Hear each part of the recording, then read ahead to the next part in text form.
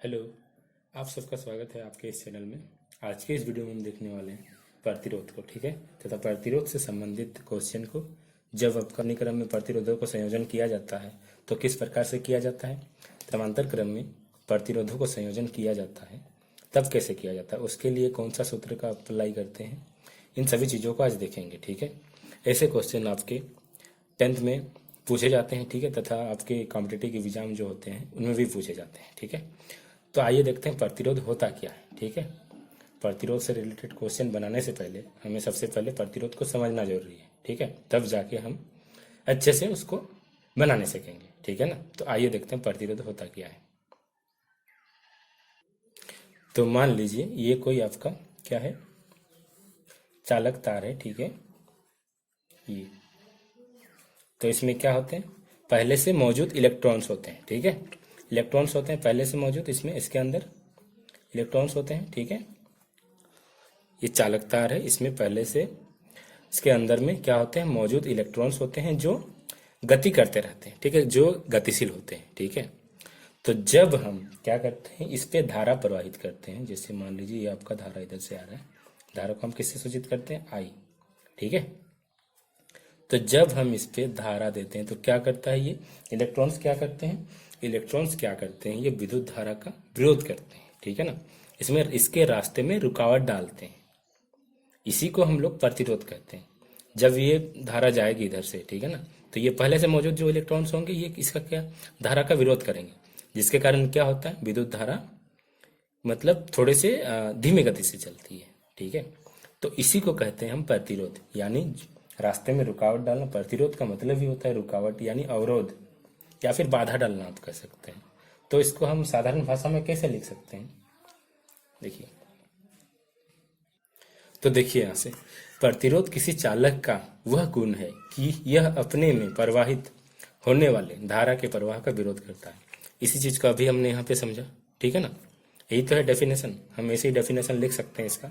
तो प्रतिरोध को हम कैसे सूचित करते हैं, ये होता है, देखिए, प्रतिरोध आपका ऐसे रहता है, ये यही आपका प्रतिरोध है, ठीक है। और इसका ऐसा ही मात्रक क्या होता है, ऐसा ही मात्रक क्या होता है इसका, ओम, ठीक है ना, ओम। प्रतिरोध का ऐसा ही मात्रक ओम। ओम को किससे सूचित किया जाता है, ऐसे, देखिए आपने पढ़ा होगा, ओम को ऐसे सूचित किया जाता है, ठीक है। तो देखिए आपने ओम का नियम पढ़ा होगा, अगर नहीं पढ़ा है तो मेरे यूट्यूब चैनल्स के प्लेलिस्ट में मौजूद है पहले से ओम का नियम, आप वहां पे जाके उसको देख सकते हैं।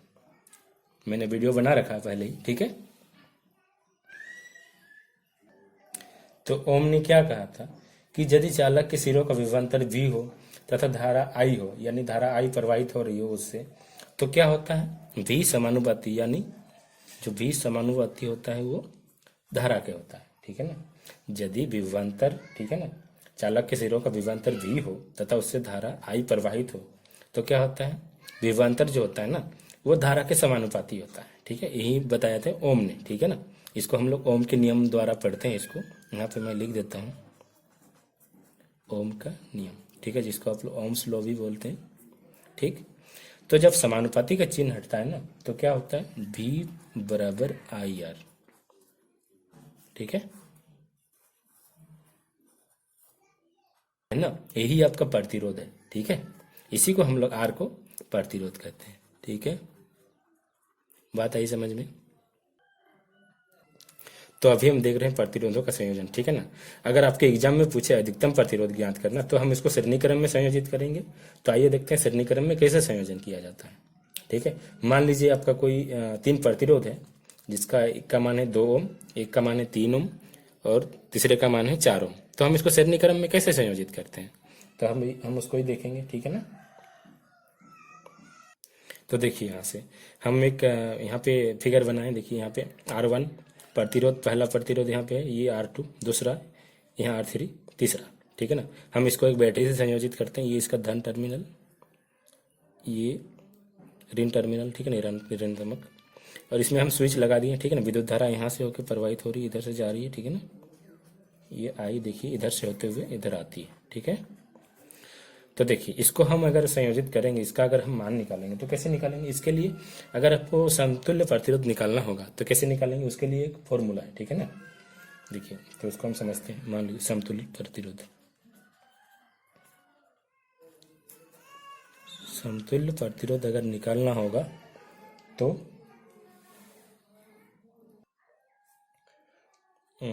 आर एस, एस ये सीरीज, ठीक है ना। इसको हम सीरीज भी बोलते हैं, सीरीज से, ठीक है ना। तो आर एस बराबर R1 plus R2 plus R3। हम इसको तीनों को जोड़ देंगे। अगर हमको श्रेणी क्रम में यानी अधिकतम प्रतिरोध ज्ञात करने बोले तो हम इसको श्रेणी क्रम में पहले संयोजित करेंगे, और अगर इसका समतुल्य प्रतिरोध ज्ञात करना हो तो हम इसको क्या करेंगे? R1 plus R2 plus R3, जितना होगा वही हमारा आंसर होगा, ठीक है। अब हम देखेंगे समांतर क्रम में, ठीक है। उसके बाद हम क्वेश्चन पे आएंगे।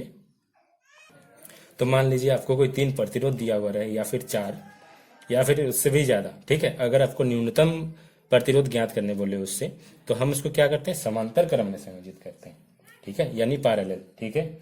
तो आइए देखते हैं उसके लिए फिगर कैसा बनेगा, ठीक है। तो देखिए इसको हम ऐसे सूचित करते हैं, ठीक है। इसको तो मान लीजिए R1 का मान है 2, R2 का मान है 3, R3 का मान है 4 ओम, ठीक है। यहाँ से आपका धारा प्रवाहित होती है I, ठीक है। इस जगह ना आपका धारा का मान भी बंटेगा, इस चीज़ को ध्यान में रखिएगा। जब समांतर क्रम में संयोजित करते हैं तो धारा का मान भी अलग अलग प्रवाहित होती है तीनों प्रतिरोधों से, ठीक है। तो यहाँ से I1 होगा, यहाँ I2 होगा, यहाँ I3 होगा, इस चीज़ को ध्यान में रखिएगा, ठीक है। ये आपका धन टर्मिनल है, ये ऋणात्मक है, ठीक है, ऋण टर्मिनल है, ठीक है। तो अब हमको अगर समतुल्य प्रतिरोध ज्ञात करना होगा समांतर क्रम का, तो उसके लिए क्या है? तो हम लिखेंगे समतुल्य प्रतिरोध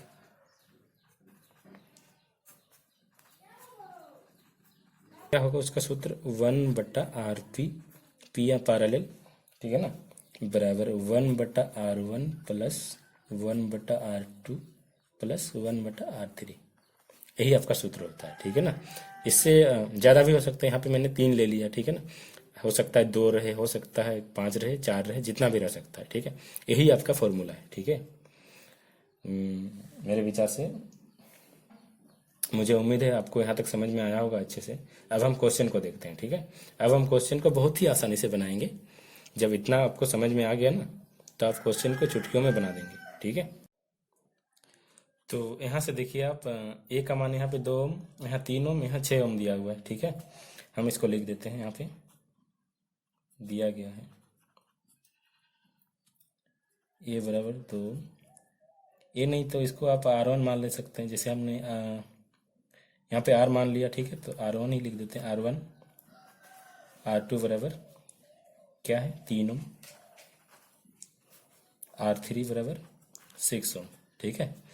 तो हम अब श्रेणी क्रम में इसको संयोजित करेंगे। श्रेणी क्रम का क्या था? श्रेणी क्रम में संयोजित करने पर क्या था? उसका सूत्र क्या था? RS बराबर R1 plus R2 plus R3 यही था। तो हम लिखेंगे श्रेणी क्रम में, श्रेणी क्रम में संयोजन करने पर RS बराबर R1 plus R2 plus R3। सीधा सीधा सबको जोड़ दीजिए यहाँ पे, 2 प्लस 3 प्लस 6, 3 2 5, 5 और 6 11 ओम इसका आंसर होगा, ठीक है। वो श्रेणी क्रम में, ठीक है, इस चीज़ को ध्यान में रखिएगा। अब हम देखेंगे समांतर क्रम में, ठीक है, यानी न्यूनतम प्रतिरोध। तो यहाँ से देखिए समांतर क्रम में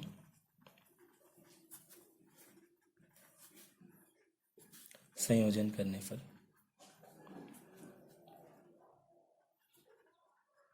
तो हम यहाँ से R1 बराबर लिखेंगे। R1 बराबर कितना? 2 ओम।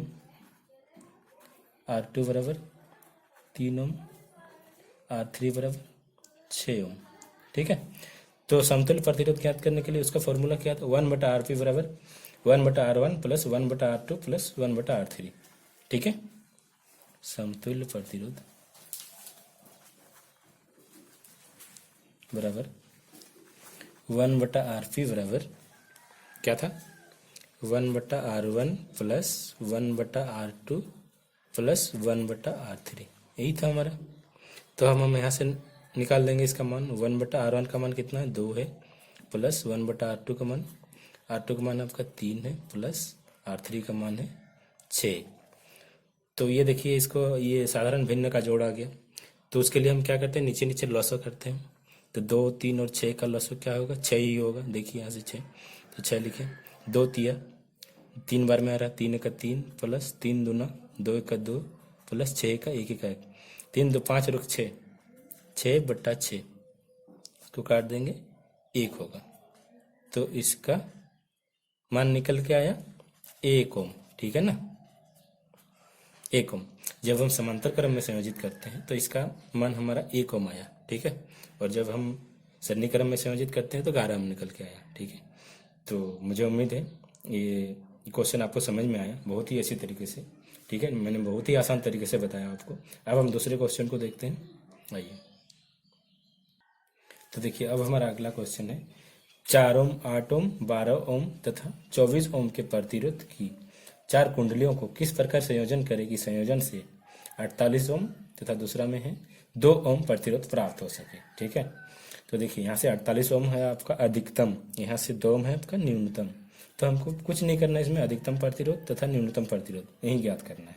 तो अधिकतम के लिए मैंने क्या बताया था आपको, सरणी क्रम में। न्यूनतम के लिए क्या बताया था, समांतर क्रम में। कुछ तो यहाँ से कुछ नहीं करना है, इसको लिखना है बस। यहाँ पे 1 नंबर देखिए 48 में है ना, तो यहाँ लिख देते हैं अधिकतम प्रतिरोध, अधिकतम प्रतिरोध प्राप्त करने के लिए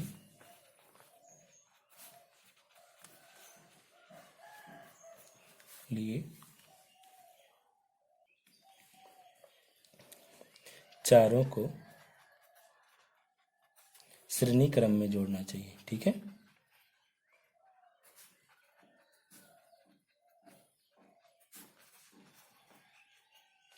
तो श्रेणी क्रम का क्या था, सूत्र क्या था, सीधा सीधा जोड़ दीजिए। यहाँ पे R1 आपका कितना है, R1 बराबर 4 ओम, R2 बराबर 8 ओम, R3 बराबर 12 ओम, R4 बराबर 24 ओम, ठीक है।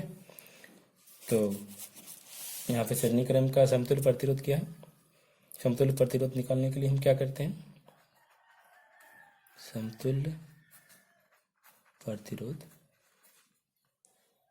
समतुल्य प्रतिरोध RS बराबर R1 plus R2 plus R3 plus R4, ठीक है। तो R1 आपका कितना है, 4 है, R2 है 8 प्लस R3 है 12, R4 है 24। इसको सीधा सीधा जोड़ दीजिए, 8 और 12, 13 14, 18 के 8 से ले 1 2 3 4, 48 आया। यहाँ पे देखिए, यही आपका अधिकतम हुआ, आया ना 48। देखिए, अब हम न्यूनतम जब हम करेंगे ना तो ये 2 ओम आएगा। देखिए इसको यहाँ से, तो ही आपका न्यूनतम, हम यहाँ लिख देते हैं न्यूनतम प्रतिरोध प्राप्त करने के लिए चारों को समांतर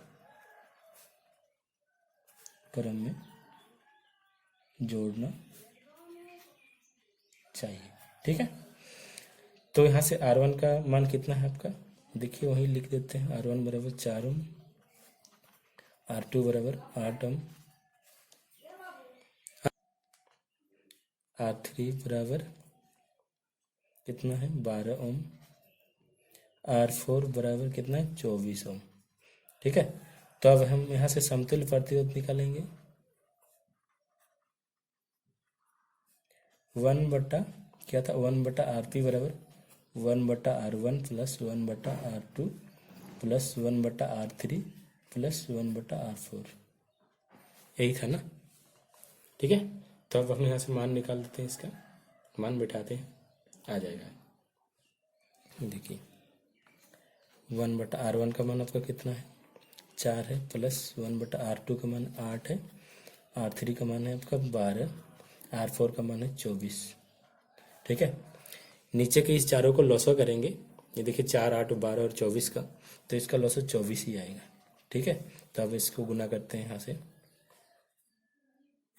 4, 4 6 24, 6 प्लस 8 दिया 3 का 3 प्लस 12 दूना 2 का 2 प्लस 2 का 2 प्लस 24 का 24 का 24 1 का 24, तो 1 का 1 होगा यहाँ पे। 6 3 9 10 11 12 आया, 12/24 आया। ठीक है, तो यहाँ से 12 का 12, 12 दूना 24। ठीक है, तो देखिए यहाँ से 1/RP बराबर 1/2 आया। ठीक है, तो अब हम यहाँ से RP अगर निकालेंगे तो ये 1/2, 2 ऊपर चला जाएगा तो 2 आएगा, तो ये 2 ओम, यही हमारा आंसर हुआ। ठीक है, यहाँ से हम लिखते हैं ना बराबर में 1/RP 1/RP, इधर हमको लिखना पड़ता। तो देखिए 1/RP बराबर 1/2 आया, तो RP निकालेंगे तो क्या कितना आएगा हमारे 2 ओम आएगा ना, यहाँ से ये वाला नीचे वाला ऊपर चला जाएगा। ठीक है, तो देखिए हमारे यहाँ से, तो देखिए हमारा यहाँ से यहाँ 48 ओम आया, यहाँ पे 2 ओम आया, तो यही हमारा क्वेश्चन बन के रेडी हो गया। ठीक है, इसका आंसर हम बना लिए अभी। ठीक है, तो मुझे उम्मीद है आपको ये सारी चीज़ें समझ में आई होगी। तो आपके एग्जाम में इस टाइप के ही क्वेश्चन पूछे जाते हैं। ठीक है ना, इससे बाहर नहीं पूछा जाता है। आपको अगर ऐसा क्वेश्चन मिलेगा तो आप तो फटाक से बना दोगे आप। ठीक है, तो आज की वीडियो में बस इतना ही रहने देते हैं। नेक्स्ट वीडियो में हम देखेंगे दूसरे टॉपिक को। ठीक है, मुझे उम्मीद है आपको सारी चीज़ें समझ में आई होगी। अगर वीडियो अच्छी लगी तो कृपया वीडियो को लाइक करें तथा अपने दोस्तों के साथ शेयर करें और इस चैनल को सब्सक्राइब करें। Thank you.